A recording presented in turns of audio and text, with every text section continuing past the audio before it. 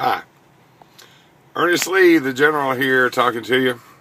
Sometimes in the life of a truck driver, situations go from bad to worse. I'm still actually just south of Milwaukee, Wisconsin. Seems to be a bit of confusion with the shipments and exactly where I'm going at this point. Although I had posted one set of information, any of you drivers out there will know that it changes.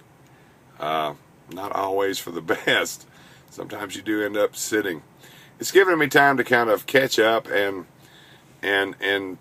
possibly put this together, although that's not sounding real smooth or anything, is it? Da-da, da-da, da-da, da-da. All right, some serious business.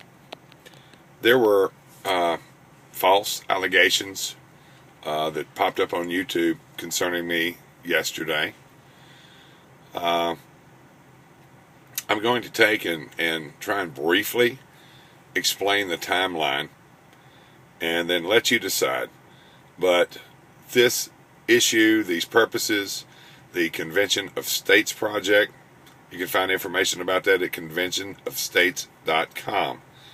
Understand that I had nothing to do with the formulation of Convention of States or the establishment, but it's something I believe in passionately and completely, that is the real peaceful solution to the power being transferred back to our states and back to we the people, where we can establish rational thought and common sense once again at the federal level of government and get the federal government back inside the framework of the original Constitution where they always belonged.